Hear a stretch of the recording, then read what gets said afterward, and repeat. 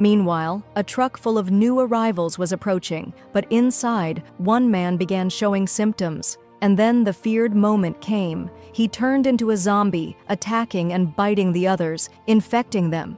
The truck reached the shelter, and the officer opened the doors, only to be swarmed by a fully turned horde. They bit him, then advanced toward the shelter. The actress spotted them and panicked, calling for help. People tried to barricade the doors, but the zombies were too many and broke through, chaos erupting everywhere. A guard rushed to a high vantage point, lighting a torch to warn others. For many inside, it was their first time seeing zombies. Fear made them clumsy. They shoved each other, trying to get inside buildings. In the chaos, the actress was separated, nearly killed, but the soldier and the boxer arrived just in time, pulling her to safety. Zombies flooded the shelter, killing guards and biting many, turning them in minutes. The new survivors hid under tables, desperate to think of a plan. They noticed that freshly turned zombies moved slowly and decided to take advantage of this. The plan: cover zombies with blankets and tie them up. It worked at first, until blankets ran out. 5 zombies remained loose. One lunged at them, but someone threw a tent over it, trapping it. Still, they didn't know how to handle the rest. They had no experience fighting zombies. As the zombies advanced, their doom seemed certain, until the chef stepped in. He was huge, muscular, and fearless, wrestling the zombies into submission and locking them in the tent. The group celebrated. No one had been bitten. Elsewhere, the soldier and the old team were escaping through tunnels. They couldn't go back due to the horde. They reached a dead end with a river blocking the way. Thinking fast, they spotted a fallen tree that could serve as a bridge. The soldier went first, tying a rope to the overhead structure, then crossing. The rest followed, but as they did, zombies reached the riverbank. The group crossed together, the tree creaking under their weight. At the last moment, the soldier pulled them across with the rope, saving them. They traveled for hours until they reached the open plaza leading to the shelter gate. Zombies were everywhere. The new survivors panicked, not knowing what to do, but the old team reassured them they were used to danger. They moved quietly to avoid making noise, but the zombies caught their scent and gave chase. The group climbed onto high crates, but were soon surrounded. Spotting a cargo net, the soldier leaped from crate to crate until he reached it. The others followed, climbing up. They thought they were safe, until they saw zombies already clinging to the net.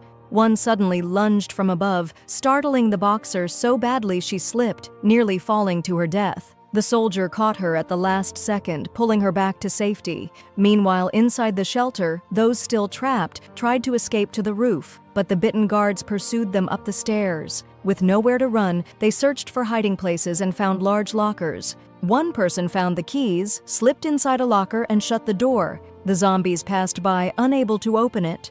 The rest copied the idea, hiding inside other lockers. But there weren't enough for everyone. Someone would have to sacrifice themselves. A girl from their group proposed a dangerous plan: lock the zombies themselves in the empty lockers. Risky, but the group agreed. They lured the zombies one by one, trapping them. Just when success seemed close, a fresh wave of zombies arrived, making it harder. Summoning their courage, they trapped them 2 at a time. The chef's strength was vital. He could overpower and tie up zombies alone. At last, all zombies were locked away, and no one had been bitten. Back with the old team, they climbed to the roof, broke through a window, and reunited with the others. Working together, they threw smoke grenades to mask their scent, then ran for it, escaping the shelter. They reached a safe restaurant and decided to stay there for now. The new group was still wary. They didn't fully trust the old survivors, but had no choice but to stick with them. The old team had experience, and safety lay in numbers. As they shared stories, the boxer explained how they were the ones from the bus,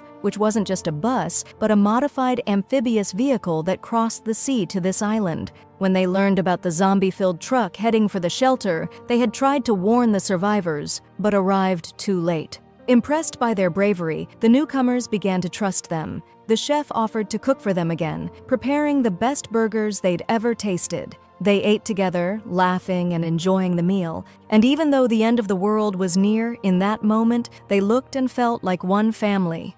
They turned on the radio, hoping to hear any news about the zombie situation. To their shock, the announcer reported that the very island they were on had been overrun. The virus had spread here just like in Seoul, and the place was now swarming with zombies. They also learned that the military was sending rescue helicopters for any survivors, announcing the coordinates where the aircraft would land. This was their only hope of getting out. They quickly mounted motorcycles, racing to make it on time. The fastest route was through the forest,